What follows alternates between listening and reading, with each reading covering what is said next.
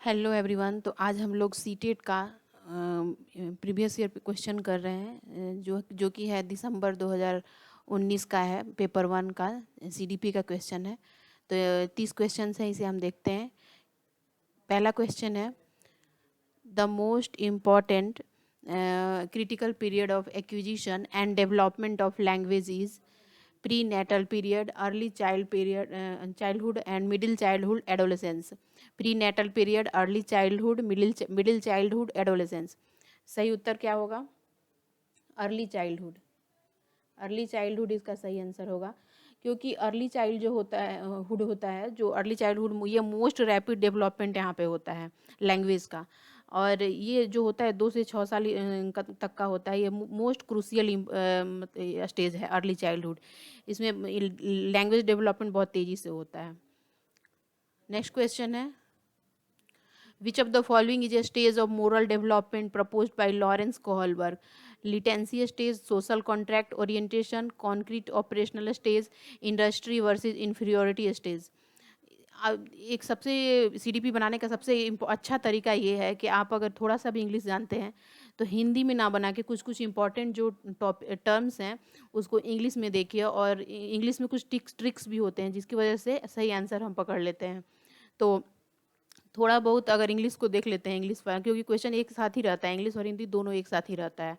तो इंग्लिश वाले टर्म्स को कुछ देख के और आप सही आंसर दे सकते हैं। साथ में अगर हिंदी में पढ़ना हो तो हिंदी में भी पढ़ सकते हैं। तो दूसरा नंबर क्वेश्चन है कि विच of the following is a stage of moral development proposed by Lawrence Kohlberg? Latency stage, the social contract orientation, concrete operational stage, industry versus inferiority stage. सही आंसर होगा द सोशल कॉन्ट्रैक्ट ओरिएंटेशन, क्योंकि Lawrence Kohlberg ने सामाजिक अधिगम का सिद्धांत दिया था। लॉरेंस सोशल कॉन्ट्रैक्ट ओरिएंटेशन का सिद्धांत दिया था, सामाजिक अनुबंध सिद्धांत दिया था। तो इस वजह से, और इसके साथ ही जो ऑप्शन नंबर 3 है कॉन्क्रीट ऑपरेशनल स्टेज, तो ये किसने दिया था? तो कॉन्क्रीट ऑपरेशनल स्टेज दिया था पियाजे ने, और इंडस्ट्री वर्सेज इंफीरियोरिटी स्टेज दिया था एरिक एरिक्सन ने। ये ध्यान देने वाली बात है कि सोशल कॉन्ट्रैक्ट ओरिएंटेशन किस मोरल डेवलपमेंट, तो ये पता ही है, moral development proposed by Lawrence Kohlberg. तो इसमें से कौन सा स्टेज जो है लॉरेंस कोहलबर्ग का है? तो ये है सोशल कॉन्ट्रैक्ट ओरिएंटेशन, जो लॉरेंस कोहलबर्ग द्वारा दिया गया था। इन्होंने इसमें लॉरेंस कोहलबर्ग ने मोरल डेवलपमेंट में 3 लेवल्स और 6 स्टेज बताए थे, जिसमें से एक है सोशल कॉन्ट्रैक्ट ओरिएंटेशन। और कॉन्क्रीट ऑपरेशनल स्टेज किसने दिया था? तो पियाजे ने दिया था। इंडस्ट्री वर्सेज इंफीरियोरिटी स्टेज किसने दिया था? तो ये एरिक एरिक्सन ने दिया था। नेक्स्ट क्वेश्चन है, during classroom discussion a teacher often pays more attention to boys than girls. This is an example of. कक्षा में परिचर्चा के दौरान एक शिक्षक प्रायः लड़कियों की तुलना में लड़कों पर अधिक ध्यान देता है। यह किसका उदाहरण है? Gender bias, gender identity, gender relevance, gender constituency. सही आंसर होगा जेंडर बायस। जेंडर बायस में क्या होता है कि किसी भी कोई भी जेंडर हो, गर्ल या बॉयज़ हो, उसकी तरफ अगर वो झुकता है, ज़्यादा अटेंशन पे करता है, तो वो जेंडर बायस होगा। इसमें कुछ इंपॉर्टेंट है, जैसे कि जेंडर आइडेंटिटी क्या होता है? तो ये जेंडर आइडेंटिटी मतलब आइडेंटिफाई करना जेंडर गर्ल्स और बॉयज़ का। ये स्पेशली जो होता है जेंडर आइडेंटिटी, ये 3 साल तक के बच्चा जो होता है, ये जेंडर आइडेंटिटी करने लगता है कि ये लड़का है, ये लड़की है। तो उस कॉन्टेक्स्ट में ये रखा गया है जेंडर आइडेंटिटी। जेंडर कॉन्स्टेंसी होता है, ये लगभग 6 साल की उम्र तक बच्चा जान जाता है कि ये लड़का है तो ये लड़का है और ये लड़की है, मतलब कांस्टेंट है, नॉट चेंजेबल। तो इस परिप्रेक्ष्य में इसको देखते हैं, तो इसका सही आंसर होगा जेंडर बायस। इसमें 2 इम्पॉर्टेंट टर्म्स हैं, जैसे कि जेंडर जो है, जेंडर जो होता है ये सोशल होता है, ठीक है, सोशल कॉन्टेक्स्ट में इसका यूज किया जाता है। और सेक्स जो होता है ये बायोलॉजिकल कॉन्टेक्स्ट में इसका यूज किया जाता है। तो दोनों में कुछ जेंडर और सेक्स में ये अंतर है। नेक्स्ट क्वेश्चन है, which of the following is an effective strategy to reduce children's gender stereotyping and gender role conformity? बच्चों में जेंडर रूढ़िवादिता एवं जेंडर भूमिका अनुरूपता को कम करने के लिए निम्नलिखित में से कौन सी पद्धति प्रभावशाली है? Discussion about gender bias, gender पक्षपात के बारे में परिचर्चा, emphasizing gender specific roles, gender विशिष्ट भूमिकाओं को महत्व देना, gender segregated play groups, gender पृथक खेल समूह बनाना, gender segregated seating arrangement, gender पृथक बैठने की व्यवस्था करना। तो ये सही नहीं होगा, क्योंकि एक जेंडर पक्षपात के बारे में परिचर्चा, ये तो सही लग रहा है कि जेंडर बायस के बारे में क्या करेंगे, डिस्कशन करेंगे। सेकंड जो है कि जेंडर विशिष्ट भूमिकाओं को महत्व देना, तो ये गलत लग रहा है। स्पेसिफिक रोल्स जो होते हैं जेंडर्स के, उसको हम इम्फेसाइज नहीं कर सकते हैं, ये गलत है। फिर जेंडर सेग्रीगेटेड प्ले ग्रुप्स, अलग पृथक समूह नहीं बना सकते हैं, खेल समूह जेंडर से, कि ये लड़कियों का अलग लड़कों का अलग, ऐसा ये नहीं, सही नहीं है।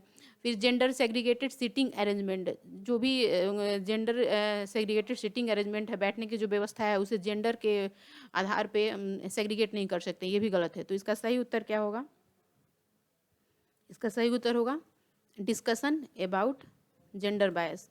जेंडर बायस के बारे में डिस्कशन करके ही स्टीरियोटाइप्स मतलब बहुत सालों से जो एक अवधारणा चली आ रही है जेंडर रोल के बारे में, उसके ऊपर एक डिस्कशन करना। नेक्स्ट क्वेश्चन है, which of the following theorist while viewing children as active seekers of knowledge emphasize the influence of social and cultural content on their thinking। निम्नलिखित में से किस मनोवैज्ञानिक ने बच्चों को ज्ञान के सक्रिय जिज्ञासु के रूप में देखते हुए उनके चिंतन पर सामाजिक एवं सांस्कृतिक विषय वस्तुओं के प्रभाव को महत्व दिया? वॉटसन, वाइगोत्स्की, जीन पियाजे, लॉरेंस कोहलबर्ग। सही उत्तर क्या होगा, सही उत्तर है इसका सी, जीन पियाजे। जीन पियाजे ने बच्चों को एक्टिव सीकर्स कहा है, लिटिल साइंटिस्ट भी कहा है, जिस तो इस वजह से ऑन द कॉन्टेक्स्ट ऑफ किसके, तो सोशल और कल्चरल कंटेंट्स के रूप में बच्चों को उन्होंने एक्टिव सीकर्स और लिटिल साइंटिस्ट भी कहा है। तो इसलिए सही आंसर क्या होगा, जीन पियाजे।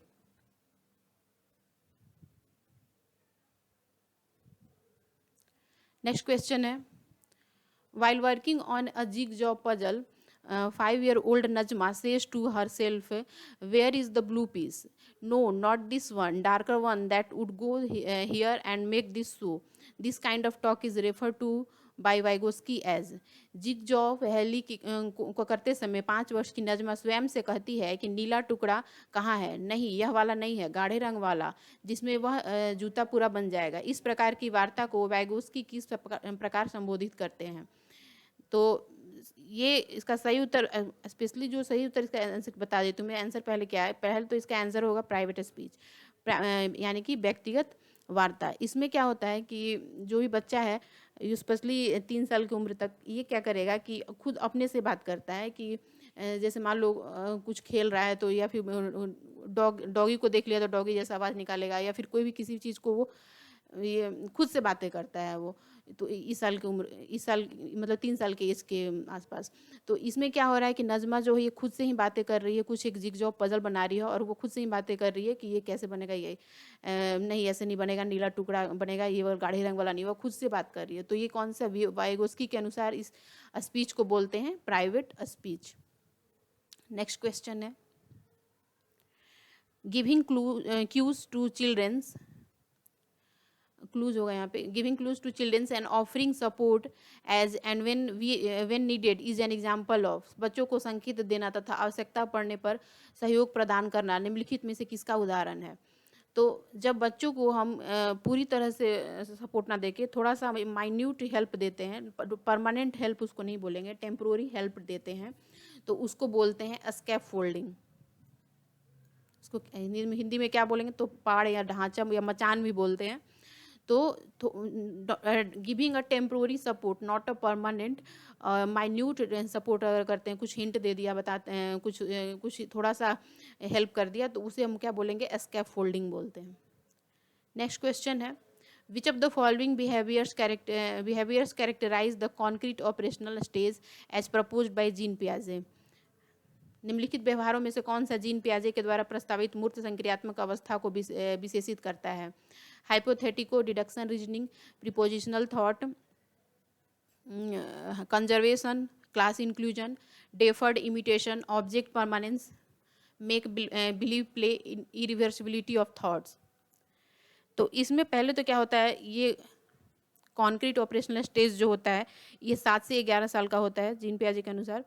और इसमें ये जो हाइपोथेटिको डिडक्शन रीजनिंग जो होता है ये स्पेशली किस स्टेज में होगा, तो ये मतलब 11 साल और उससे एबव जो बच्चे होते हैं उसमें होता है। वो एनालाइज करता है, रीजनिंग लॉजिक लगाता है, तर्क लगाता है। तो ये वाला जो स्टेज है ये 11 साल से ऊपर के बच्चों में होगा हाइपोथेटिको, यानी कि फॉर्मल स्टेज जो होता है जीन पियाजे का औपचारिक, उसमें होगा। तो ये तो सही आंसर होगा नहीं। अब इसके बाद पहला जो इसका ऑप्शन है hypothetico deduction reasoning prepositional thought, ये जो होता है ये फॉर्मल स्टेज में होता है जीन पियाजे का, जिसमें 11 साल के बच्चों के द्वारा होता है। इसमें बच्चा क्या करता है, खुद से लॉजिक लगाता है, रीजनिंग करता है। दूसरा है कंजर्वेशन क्लास इंक्लूजन, इसमें बच्चा क्या करेगा कि बच्चों मान लीजिए उसको कोई बर्तन में सेम अमाउंट में कोई मटेरियल दे दिया जाता है। सपोज मान लीजिए जूस दे दिया जाए उसको एक ग्लास में और एक उसको बॉल में दे दिया जाए, तो वो शेप और साइज़ को क्या करता है, मेज़र करने लगता है कि शेप और साइज़ में उसकी रिवर्सिबिलिटी दिखने लगती है।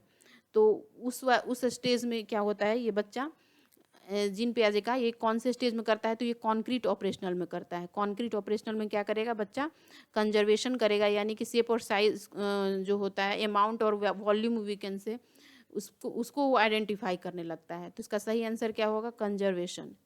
इसके साथ ही डेफर्ड इमिटेशन और या वीकेंड से ऑब्जेक्ट परमानेंस, ये किस स्टेज में करता है, तो जब बच्चा जन्म से 2 साल तक के बच्चे होता है, 0 से 2 साल का, तो वो इमिटेट करता है। वो किसी को सामने देखेगा तो वहाँ पे नहीं, लेकिन बाद में वो खुद उसी के जैसा रोल प्ले करेगा, इमिटेट करता है। तो ये तो होगा नहीं। और दूसरा है, 4th नंबर है make believe play irreversibility of thoughts. तो कंजर्वेशन में क्या होता था, रिवर्सिबिलिटी देखता था वो कि अमाउंट और वॉल्यूम में अगर चेंज भी कर दिया जाए, किसी दूसरे बर्तन में रख दिया जाए, तो वो उसमें कंजर्वेशन देखता था, रिवर्सिबिलिटी रखता था कि हाँ बर्तन चेंज भी कर दिया जाए तो उसका अमाउंट चेंज नहीं होगा, उसका वॉल्यूम चेंज नहीं होगा। लेकिन उसके अपोजिट इसमें क्या होगा, इरिवर्सिबिलिटी आ जाएगा, यानी कि वो उस अमाउंट और वॉल्यूम में वो ये अंतर नहीं देख सकता है, उसको उसमें वो कंजर्वेशन नहीं देख पाएगा, उसमें उसको आइडेंटिफाई नहीं कर पाएगा। नेक्स्ट क्वेश्चन है, which of the following is a Piagetian construct in the context of cognitive development of children. बच्चों के संज्ञानात्मक विकास के संदर्भ में निम्नलिखित में से कौन सी पियाजे की संरचना है, schema, observational learning, conditioning, reinforcement. तो इसमें स्कीमा जो होता है, स्कीमा क्या होता है, एक आपके माइंड में स्ट्रक्चर ऑफ नॉलेज होता है, वी कैन से अ फ्रेमवर्क ऑफ नॉलेज, जिसके अनुसार हम जो भी चाइल्ड का डेवलपमेंट होता है वो कंटिन्यू होता है। तो ये पियाजे के अनुसार। तो इसका और इसमें सबसे इम्पॉर्टेंट जो है थर्ड नंबर ऑप्शन कंडीशनिंग। तो कंडीशनिंग जो होता है ये जितने भी बिहेवियरिस्ट होते हैं वो बताते हैं कंडीशनिंग के बारे में। तो ये तो होगा नहीं, क्योंकि यहाँ पे पियाजे के कॉन्टेक्स्ट में पूछ रहा है। और इसके साथ ही रीइन्फोर्समेंट तो होगा नहीं। तो इसका सही उत्तर होगा स्कीमा, क्योंकि पियाजे ने स्कीमा को बताया था development of children, cognitive development of children में स्कीमा को बताया था कि एक बच्चों में फ्रेमवर्क ऑफ नॉलेज होता है, वीकेंड से एक स्ट्रक्चर ऑफ नॉलेज होता है, जिससे वो अपने knowledge of development of knowledge को कंटिन्यू करते हैं। नेक्स्ट क्वेश्चन है, primary objective of assessment should be, आकलन का प्राथमिक उद्देश्य क्या होना चाहिए, असाइनिंग रैंक टू स्टूडेंट, विद्यार्थियों के लिए श्रेणी निश्चित करना, understanding childrens clarity and confusion about related concept, संबंधित अवधारणाओं के बारे में बच्चों की अस्पष्टता तथा भ्रांतियों को समझना, labelling students as per their score, विद्यार्थियों के प्राप्तांकों के आधार पर उनको नामांकित करना, मार्किंग पास और fail in the report card में उत्तीर्ण या अनुत्तीर्ण अंकित करना। तो ये पहले तो देख लीजिए, कुछ मैंने पहले बताया था, कुछ ट्रिक्स होते हैं जिसे हम सही आंसर पकड़ सकते हैं। तो जब भी रैंक की बात की जाए तो वो गलत है, हम ये सही नहीं है कि स्टूडेंट्स की रैंक को हम असेस करें, तो ये गलत होगा। दूसरा है understanding childrens clarity and confusion about related concept, ये सही लग रहा है कि बच्चों को की भ्रांतियों को और उनकी अवधारणाओं को स्पष्ट करना, ये असेसमेंट का एक पार्ट हो सकता है। यहाँ पे असेसमेंट इट मीन्स असेसमेंट ऐसे दो तरह के होते हैं, फॉर्मेटिव असेसमेंट और समेटिव असेसमेंट। उस असेसमेंट की बात यहाँ पे नहीं हो रही है। यहाँ पे assessment it means to evolve, we can say बच्चों के डेवलपमेंट को इवॉल्व करना। तो वो कैसे करेंगे, उसका प्राइमरी ऑब्जेक्टिव क्या होगा। तीसरा है labelling students as per their score. ये भी मैंने बताया था एक ट्रिक है, जहाँ भी आपको लेबलिंग दिखे, प्राप्तांकों के आधार पर बच्चों को नामांकित करना दिखे, तो वो सरासर गलत है, वो आंसर नहीं होगा।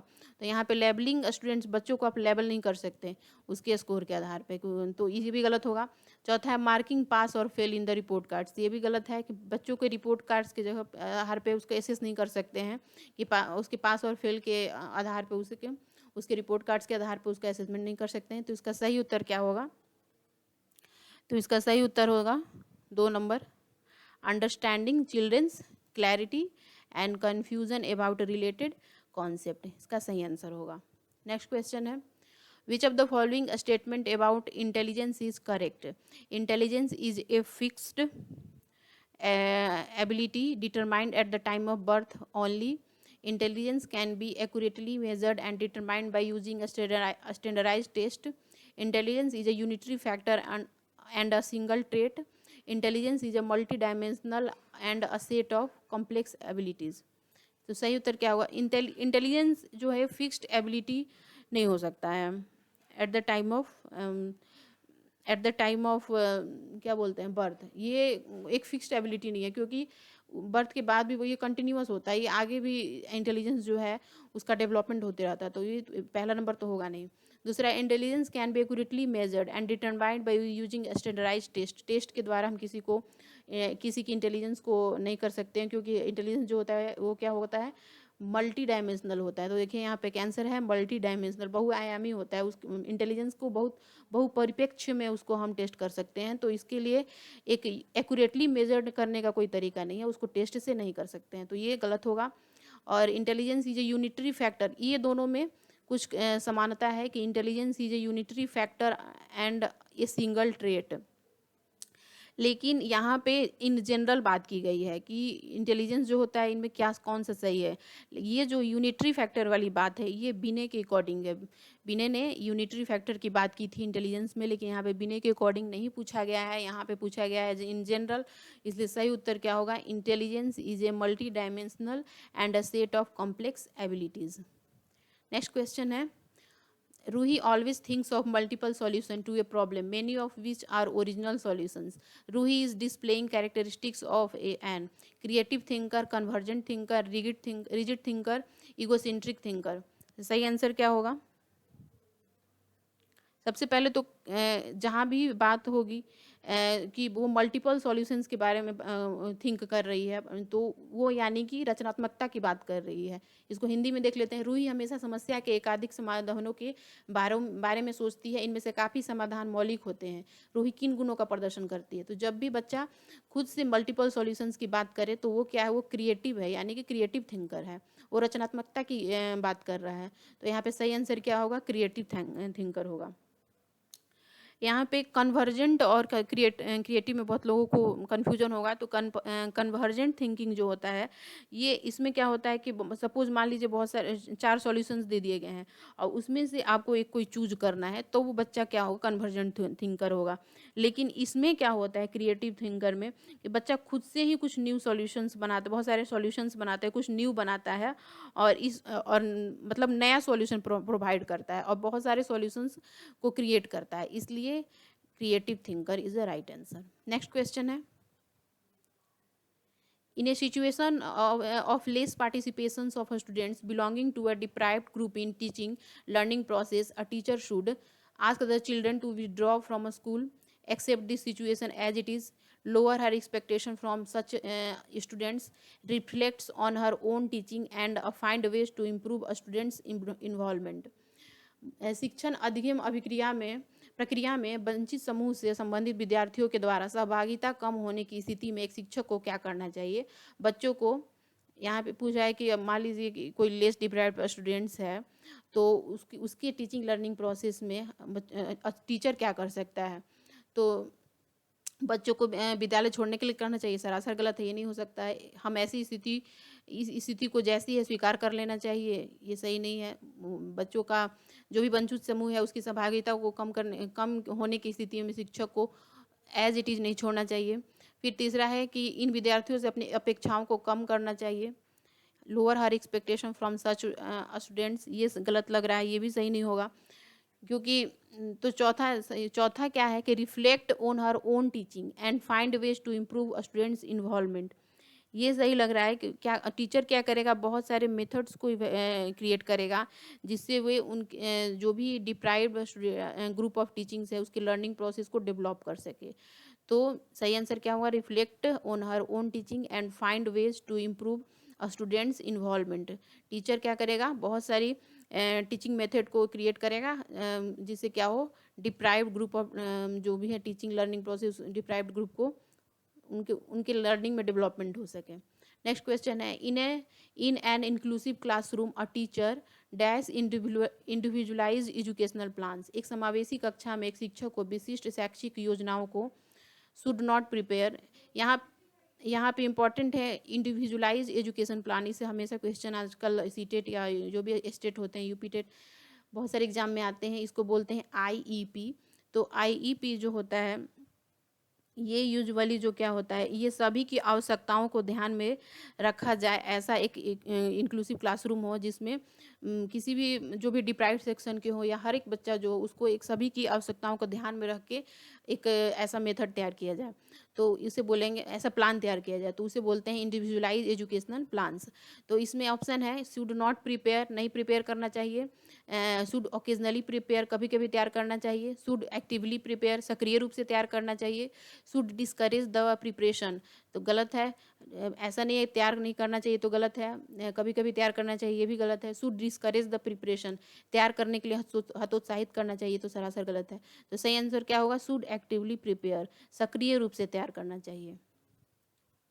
नेक्स्ट क्वेश्चन है, the primary characteristics of children with dyslexia includes, पठन वैफल्य बच्चों के प्राथमिक लक्षण क्या है। तो डिसलेक्सिया एक्चुअली होता क्या है, तो ये होता है जब पढ़ने में असक्षमता मतलब धारा अक्षमता हो पढ़ने में, तो उसे बोलते हैं डिसलेक्सिया। तो इसमें पढ़ने वाला देख लेते हैं, रीड करने वाला कहाँ पे है, जिसमें इनएबिलिटी हो तो यहाँ पे है इनएबिलिटी टू रीड फ्लुएंटली, यहाँ पे मिल गया, तो ये सही आंसर होगा। ठीक है, यहाँ पे फ्लुएंसी इन रीडिंग तो ये तो सरासर गलत होगा, डिसलेक्सिया मतलब पढ़ने में अक्षमता हो, यहाँ पे 3 नंबर धारा प्रवाह पढ़ने की अक्षमता, तो डिसलेक्सिया, तो इसका सही आंसर क्या होगा, 3 number inability to read fluently. Next question है, the concept of inclusive education as advocated in the right to education act 2009 is based on,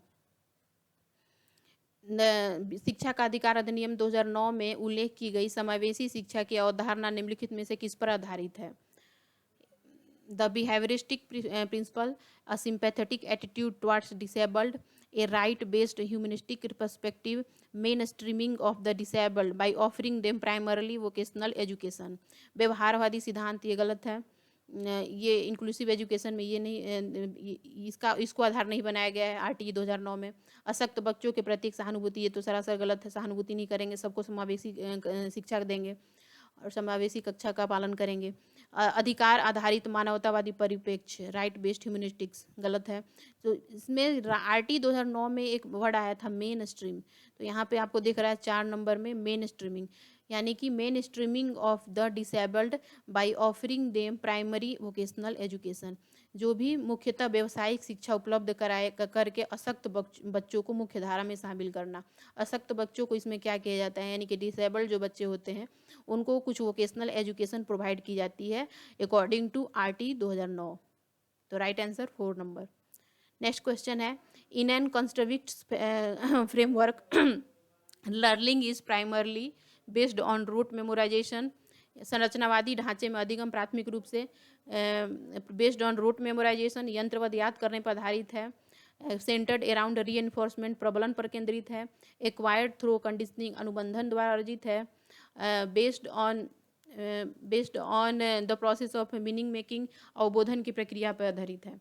तो देखिए कंस्ट्रक्टिविस्ट यानी कि संरचनावादी ढांचे की जब बात की जाए तो ये एक ट्रिक है, या फिर आप देख लिए कि जब भी कंस्ट्रक्ट की बात की जाए तो बच्चा क्या कर रहा है, मीनिंग मेकिंग कर रहा है, खुद से कुछ लर्निंग बाय डूइंग कर रहा है। Learning by doing it means बच्चा खुद से करके सीखने की कोशिश कर रहा है। तो जहाँ पे ये वर्ड आए कंस्ट्रक्टिविस्ट, तो यहाँ पे पूछ रहा है in the constructivist framework learning is primarily, तो इसमें सही आंसर रूट मेमोराइजेशन तो कराने की बात नहीं करेंगे कभी भी। अगर बच्चा अगर रूट करेगा तो वो एक मशीन बन जाएगा, उसे कुछ रूट मेमोराइजेशन को हम यहाँ फॉलो करने की बात तो करेंगे ही नहीं कभी भी। दूसरी है सेंटर्ड अराउंड रीइंफोर्समेंट, ये भी नहीं रीइंफोर्समेंट नहीं देंगे, और अनुबंधन की बात तो होगी नहीं, तो यहाँ पे क्या होगी मीनिंग मेकिंग करेगा बच्चा। तो इसका सही आंसर क्या होगा focused on the process of meaning making, खुद से लर्निंग बाय डूइंग करेगा, खुद से करके सीखेगा according to constructivist framework. Next question है naive theories that children construct about various phenomenon, अनेक घटनाओं के बारे में बच्चों द्वारा बनाए गए सहजनाभूत सिद्धांतों के संदर्भ में एक शिक्षिका को क्या करना चाहिए। देखिए नैब थ्योरीज जो होता है इसमें क्या होता है, कुछ इमेच्योर बच्चा जो होता है, इट मीन्स हम लोग जो अनुभवहीन व्यक्ति कह सकते हैं, तो वैसे बच्चों को क्या होता है किसी भी एक कॉन्सेप्ट को लेकर कुछ सहनाज वो सिद्धांत बना लेता है, कुछ उसमें सहनाजुभूत सिद्धांत बना लेता है, तो उसमें उस टीचर को क्या करना चाहिए। सपोज मान लीजिए कोई बच्चा है अगर बाहर कुछ देखता है, सपोज मान लीजिए वो ट्रेन देख रहा है कि ट्रेन चल रही है, तो उसके साथ चलो पेड़ भी चल रहे हैं, ऐसा कुछ एग्जांपल ले लेते हैं, तो बच्चे उस फेनोमेना को उसका कॉन्सेप्ट बना लेता है, तो उसको अगर टीचर आइडेंटिफाई करती है तो उसे क्या करना चाहिए। तो should be ignored by the teacher, ignore कर देना चाहिए, गलत है। Should be punished bye teacher, punish करना चाहिए, तो सरासर गलत है, दंडित नहीं करना चाहिए, ना ही अनदेखा करेंगे। Should be replaced by correct one through repetitive memorisation, बच्चा बार बार याद करने के द्वारा एक सही सिद्धांत में बदल देना चाहिए, याद करने की बात तो करेंगे नहीं। और नेक्स्ट है should be challenged bye presenting counter evidence and examples, प्रतिकूल प्रमाण एवं उदाहरणों को प्रस्तुत करके बच्चों के इन सिद्धांतों को चुनौती देनी चाहिए। सही है कि क्या करेंगे उसके प्रतिकूल कुछ प्रमाण और एग्जांपल्स देंगे, जिससे क्या होगा उस बच्चा उस कॉन्सेप्ट के बारे में क्लियर हो पाएगा, उसे अच्छे से सीख पाएगा। बहुत सारे एग्जांपल्स देंगे और उसको काउंटर एविडेंस प्रेजेंट करेंगे उसके सामने। तो सही उत्तर होगा 4 नंबर। नेक्स्ट है child centred pedagogies promotes inclusive reliance on text books, giving primacy to children's experiences, rote memorization, labeling and categorization of students based on ability। छात्र केंद्रित शिक्षा शास्त्र की क्या विशेषता है। यहाँ पे चाइल्ड सेंटर एजुकेशन पेडागोगी की बात हो रही है, यानी कि बच्चे की वहाँ पे प्रायोरिटी होनी चाहिए, केवल पाठ्य पुस्तकों पर निर्भर होना चाहिए। जहाँ भी अगर हिंदी में पढ़ें आप या इंग्लिश में पढ़ें, जहाँ पे भी केवल ओनली टेक्स्ट बुक की बात हो तो वो सरासर गलत है, उसे आंसर नहीं करना है। तो यहाँ पे दे रहा है exclusive reliance on textbook, केवल पाठ्य पुस्तकों पर निर्भर होना चाहिए, गलत है। Giving primacy to children experience, ये भी ये ट्रिक है, आप ट्रिक समझ लीजिए, कुछ समझ लीजिए। यहाँ पे भी एक्सपीरियंस की बात हो, बच्चा अपने के अनुभव से सीख रहा है, तो वो सही आंसर होने की वहाँ पे परसेंटेज उसका बढ़ जाता है। तो यहाँ पे बच्चों के अनुभव को प्रमुखता देने की बात कही जा रही है, तो यहाँ पे ये अभी तक तो सही लग रहा है। आगे देखते हैं रूट मेमोराइजेशन, ये तो इसकी बात हम करने ही वाले ही नहीं है, जहाँ पे ये आए इसको काट देना, इसे देखना ही नहीं है, ये सही आंसर नहीं होगा। फिर levelling and categorization of students based on ability, योग्यता के आधार पर विद्यार्थियों को नामांकित करना और वर्गीकरण, बच्चों को योग्यता के आधार पर लेवलिंग करने की बात हम कभी करेंगे ही नहीं, तो सही आंसर क्या होगा giving primacy to children's experience. Next question है emotions and cognitions are dash each other completely separated from independent of interwoven with not related with. तो इसमें क्या बात हो रही है कि जो संवेग एवं संज्ञान है वो एक दूसरे से क्या है, पूर्णतया अलग है, स्वतंत्र है, सन्निहित है, संबंधित नहीं है।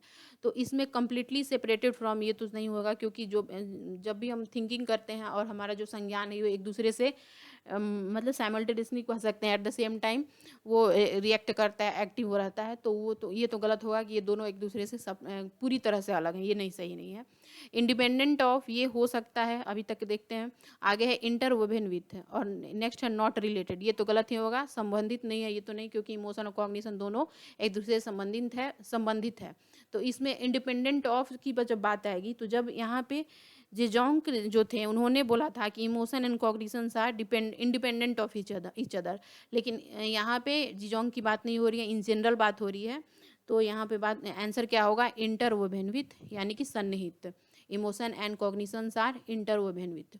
नेक्स्ट क्वेश्चन है which of the following statement about learning is correct from a constructivist perspective. संरचनावादी सिद्धांतों के अनुसार अधिगम के बारे में निम्नलिखित कथनों में से कौन सा सही है?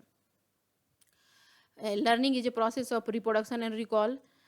स्मरण और प्रक्रिया है। अधिगम पुनरुत्पादन एवं स्मरण की प्रक्रिया है। तो मैंने बताया था जब भी रिकॉल की बात है, ड्रिल की बात है, स्मरण की हिंदी में बोल सकते हैं स्मरण की बात है, वो तो सही आंसर होगा नहीं, तो ये नहीं होगा।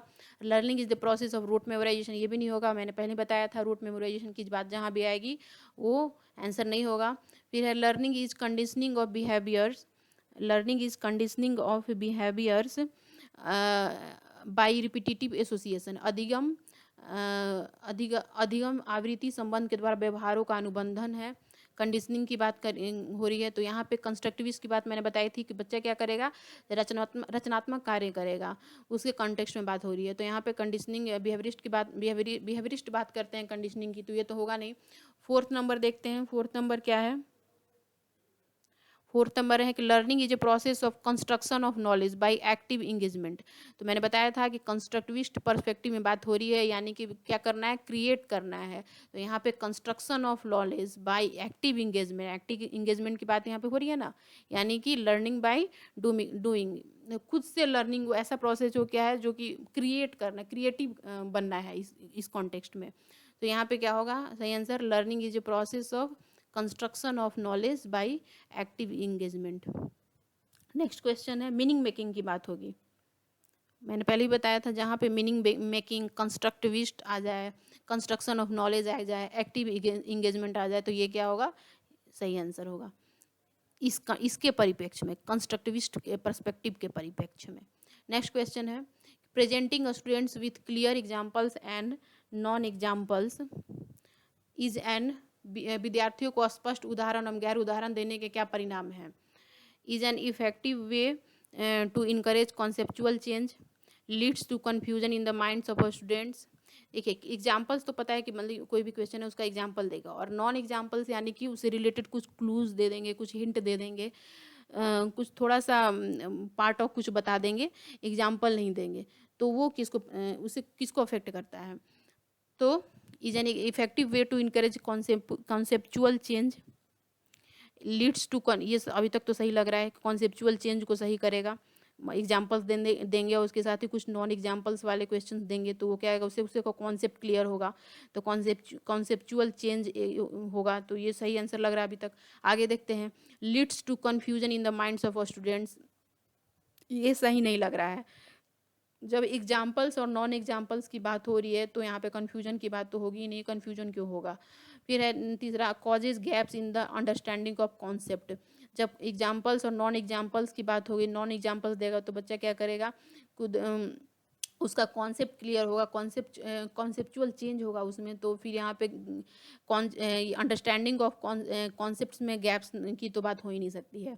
नेक्स्ट है focuses on procedural knowledge rather than conceptual knowledge.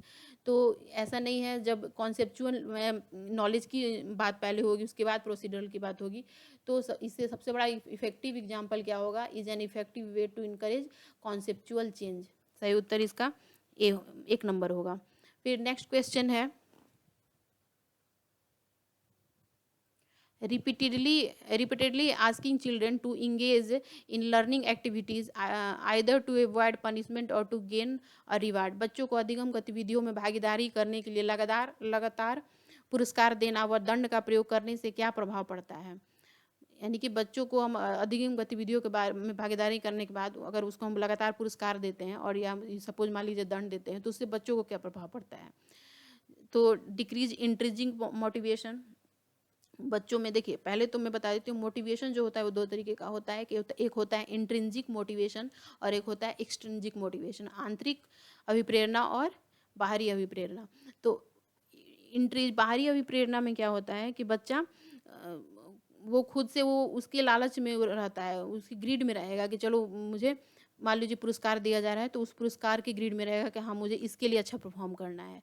और इसके साथ ही दंड वाला भी यही रहता है बाहरी, कि वो दंड से डरता है बच्चा, इसकी वजह से वो अच्छा करने की कोशिश करता है, तो वो बाहरी अभिप्रेरणा हुआ। और एक आंतरिक अभिप्रेरणा होता है जिसमें उसे ना पुरस्कार का की लालच है ना दंड का है, वो एक अच्छा मतलब अच्छा करने की कोशिश करता है, तो आंतरिक अभिप्रेरणा हुआ।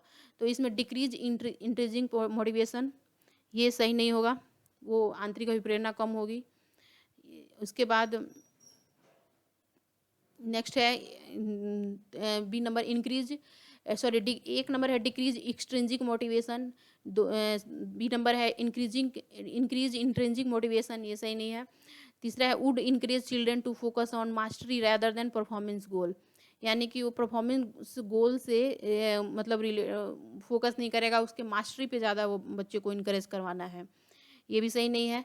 नेक्स्ट है decrease childrens natural interest and curiosity involve in the learning, ये सही है कि बच्चे में अगर हम उसमें अगर बाहरी प्रेरणा और बाहरी अभिप्रेरणा ज़्यादा और आंतरिक अभिप्रेरणा जो है वो कम हो, तो वो क्या करता है उसमें नेचुरल इंटरेस्ट कम होने लगता है, उसमें क्यूरियोसिटी उसकी जो इन्वॉल्व नहीं हो पाती है।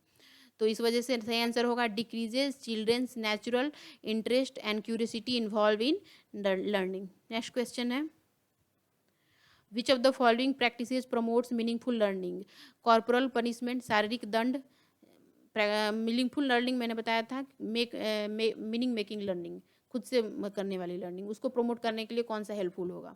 तो कॉर्पोरल पनिशमेंट शारीरिक दंड गलत है, दंड देने की तो बात हम कभी करेंगे ही नहीं। कोऑपरेटिव लर्निंग इन्वायरमेंट सहयोगात्मक अधिगम पर्यावरण सब उसमें मान लीजिए ग्रुप बना के बच्चे खुद से कोऑपरेटिव लर्निंग कर रहे हैं। कंटिन्यूअस एंड कॉम्प्रिहेंसिव इवोल्यूशन, इसमें एक दूसरे के साथ मिल के करने की बात कोऑपरेटिव लर्निंग में हो रही है, और करिकुलर और को करिकुलर एक्टिविटीज़ की बात होगी कंटिन्यूअस एंड कम्प्रिहेंसिव इवोल्यूशन में।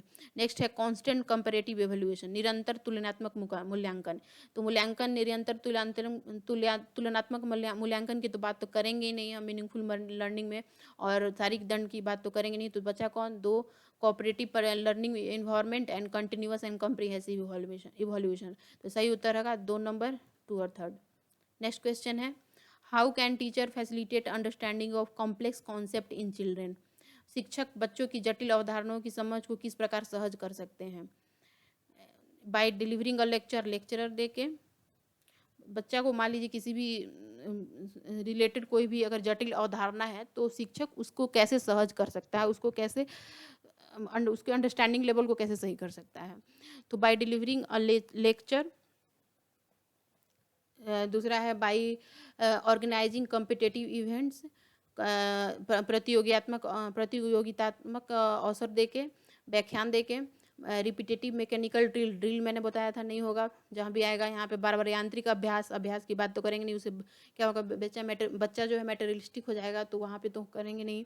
नेक्स्ट है कि by providing opportunities for exploration and discussion, तो ये सबसे बड़ी बात है कि बच्चा क्या करेगा, उसको अपॉर्चुनिटी प्रोवाइड की जाएगी तो वो एक्सप्लोर करेगा, डिस्कशन करेगा, जिससे क्या होगी उसकी अंडरस्टैंडिंग लेवल बढ़ेगी, जटिल अवधारणाओं की समझ बढ़ेगी। तो इस वजह से सपोज मान लीजिए अगर बच्चे को अगर हम प्रैक्टिकल करवाते हैं, जो लैब में थ्योरी से रिलेटेड प्रैक्टिकल करवाते हैं, तो बच्चा खुद से करके क्या करता है, अपने आप को एक्सप्लोर करता है, उसको उसके कॉन्सेप्ट को समझने में उसे हेल्प मिलता है, अंडरस्टैंडिंग लेवल उसकी बढ़ती है। तो सही आंसर क्या होगा, by providing opportunity for exploration and discussion, सही आंसर होगा। नेक्स्ट क्वेश्चन है कि a primary school teacher can encourage children to become effective problem solvers by, एक प्राथमिक विद्यालय की अध्यापिका बच्चों को एक प्रभावशाली समस्या समाधानकर्ता बनने के लिए किस प्रकार से प्रोत्साहित कर सकती है। यानी कि प्रॉब्लम सॉल्वर्स बनाना है, एक इफेक्टिव प्रॉब्लम सॉल्वर्स बनाने के लिए बच्चों को एक प्राइमरी जो स्कूल की शिक्षिका है वो क्या कर सकती है। तो ऑप्शन नंबर 1 है कि offering materialistic reward for every small task, ये तो बहुत ही गलत है, प्रत्येक छोटे छोटे कार्य के लिए बहुत ही पुरस्कार देके उसे कब तक हम ये करेंगे, उसे अभिप्रेरणा आंतरिक अभिप्रेरणा मिलेगी नहीं, तो ये नहीं हो सकता है। दूसरा है इम्फेसाइजिंग ओनली ऑन प्रोसीडरल नॉलेज, केवल प्रोसीडरल प्रक्रियात्मक ज्ञान पर बल देंगे, ये भी सही नहीं है। प्रक्रियात्मक ज्ञान पे केवल देंगे तो उसे कॉन्सेप्ट उसे क्लियर नहीं होगा। फिर है डिसमिसिंग द पेनलाइजिंग इनकरेक्ट आंसर, गलत उत्तरों को अस्वीकार करके एवं दंडित करके, दंडित करने की तो बात होगी नहीं। नेक्स्ट है encouraging children to make intuitive guesses and then brain storming on the same. इसमें क्या बच्चे को इनकरेज करेंगे गेस के लिए और ब्रेन स्ट्रॉमिंग के लिए। तो इससे क्या करेगा बच्चा, यानी कि अनुमान लगाने के लिए और उसे मंथन करने के लिए बात करेंगे। इससे क्या होगा बच्चा ऑल पर्सपेक्टिव के बारे में सोचने की क्षमता रखेगा। और इसके लिए वो एक, इसके बाद अगर वो हर एक पर्सपेक्टिव से सोचता है तो वो एक इफेक्टिव प्रॉब्लम सॉल्वर बन सकता है। तो क्या करना चाहिए, encouraging children to make intuitive guesses and then brain storming on the same, सही उत्तर होगा। नेक्स्ट क्वेश्चन है in which of the following periods does physical growth and development occur at a rapid pace. निम्नलिखित अवधि में से किस में शारीरिक वृद्धि एवं विकास तीव्र गति से घटित होता है। तो इसमें है कि infancy and early childhood and middle childhood and adolescence and adulthood. तो इसमें सही आंसर करने के पहले देख लेते हैं इन्फेंसी जो होता है ये कब से होता है, 0 से 2 साल तक का होता है। और इसके साथ है अर्ली चाइल्डहुड जो 2 से 6 साल तक का।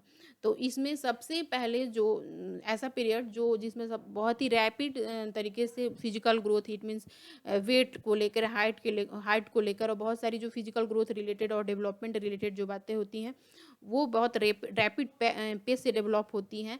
तो वो सबसे ज़्यादा होती हैं इन्फेंसी में, उसके बाद होती है अर्ली चाइल्डहुड में और उसके बाद होती है एडोलेसेंस में। लेकिन सबसे ज़्यादा कहाँ होती है, तो इन्फेंसी में होती है। तो इसका सही उत्तर क्या होगा, इन्फेंसी एंड अर्ली चाइल्डहुड में, उसके बाद होती है एडोलेसेंस में। नेक्स्ट क्वेश्चन है which of the following is not a principle of development. Development का प्रिंसिपल उनमें से कौन सा नहीं है। यहाँ पे बात हो रही है नहीं है कि ये ध्यान दीजिएगा, नहीं तो इसे क्वेश्चन गलत हो जाते हैं, आंसर गलत हो जाते हैं। तो सही इसका ऑप्शन है development is life long. Development क्या है, एक लाइफ लॉन्ग है। तो सही बात है, डेवलपमेंट है वो कंटिन्यूअस होता है, निरंतर जीवन पर्यंत होता है, तो ये सही है, तो ये तो नहीं होगा। फिर डेवलपमेंट इज मॉडिफिएबल, विकास जो है परिवर्त्य होता है, सही है, परिवर्त्य होता है। मान लीजिए अभी आपके जो बच्चा जो है उसका जो हाइट है वो एक लिमिट तक क्या होता है, मॉडिफिएबल होता है, मॉडिफाई करता है, चेंज करता है, तो ये काफ़ी हद तक सही है, लेकिन इसे पूर्णतः सही नहीं बोल सकते हैं। लेकिन आगे देखते हैं development is influenced by both heredity and environment. तो यहाँ पे जब भी प्रिंसिपल ऑफ डेवलपमेंट की बात की जाए तो ये बात ध्यान में रखिए कि जो डेवलपमेंट होता है वो हेरिडिटी और इन्वायरमेंट का गुणक होता है। तो यहाँ इस वजह से ये सही लग रहा है कि डेवलपमेंट जो है वो क्या होगा, इन्फ्लुएंस्ड होगा हेरिडिटी एंड इन्वायरमेंट का विकास आनुवंशिकता एवं पर्यावरण दोनों के द्वारा प्रभावित होता है, ये भी सही है। तो नेक्स्ट क्वेश्चन है नेक्स्ट ऑप्शन है development is universal and cultural contents do not influence it. विकास सार्वभौमिक है तथा सांस्कृतिक संदर्भ इसे प्रभावित नहीं करता। तो ये सही नहीं लग रहा है, क्योंकि जो वाइगोस्की है उन्होंने बोला था कि कल्चरल जो है कल्चर अफेक्ट्स डेवलपमेंट, जो ये सांस्कृतिक संदर्भ में जो होता है वो विकास को, सांस्कृतिक संदर्भ जो है वो विकास को प्रभावित करता है, वाइगोस्की ने बोला था। और डेवलपमेंट इज यूनिवर्सल, ये गलत लग रहा है। तो इस वजह से सही आंसर क्या होगा, development is universal and cultural contents do not influence it. Next question है the primary cause of individual variation is. व्यक्तिगत विभिन्नता का प्राथमिक कारण क्या है। The genetic code received by the individuals from birth parents. लोगों के द्वारा माता पिता से प्राप्त आनुवंशिक संकेत जो होता है वो कारण है। द इनबॉर्न कैरेक्टरिस्टिक्स ये होगा। The environmental influence and the complex interplay between heredity and the environment. तो सही उत्तर होगा जब भी इंडिविजुअल वेरिएशन की बात होगी तो वो उसके हेरिडिटी से रिलेटेड है और उसके इन्वायरमेंट से रिलेटेड है। तो सही आंसर क्या होगा, the complex interplay between the heredity and the environment. आनुवंशिकता एवं पर्यावरण के बीच जटिल पारस्परिक क्रिया जो है इसका सही उत्तर होगा। इंडिविजुअल वेरिएशन होता ही है हेरिडिटी और इन्वायरमेंट के द्वारा। नेक्स्ट क्वेश्चन है, लास्ट क्वेश्चन है आज का, which of the following are examples of secondary socializing agency. निम्नलिखित में से कौन सा द्वितीयक समाजीकरण एजेंसी का उदाहरण है। तो सब family and neighbourhood, family and media, school and media, media and neighbourhood. सबसे पहले तो जहाँ फैमिली है ये तो होगा नहीं, क्योंकि फैमिली जो होती है ये प्राइमरी सोशलाइजिंग एजेंसी होती है, प्राथमिक समाजीकरण एजेंसी होती है। तो फैमिली एंड नेबरहुड तो होगा नहीं, फैमिली के साथ मीडिया लगा हुआ है तो ये भी नहीं होगा। अब यहाँ पे बात हो रही है कि दो ऑप्शन बचता है, school and media and neighbourhood. तो स्कूल जो ये होता है, स्कूल जो है ये सेकेंडरी सोशलाइजिंग एजेंसी है। फैमिली के बाद स्कूल जो है ये सेकेंडरी सोशलाइजिंग एजेंसी आती है, एजेंसी में आती है। तो सही आंसर क्या होगा? School and media, 3 number, school and media is a right answer. तो इस तरह आज के हमारे 30 क्वेश्चन CDP के ख़त्म हुए। मिलते हैं नेक्स्ट प्रीवियस ईयर क्वेश्चन में, तब तक के लिए धन्यवाद।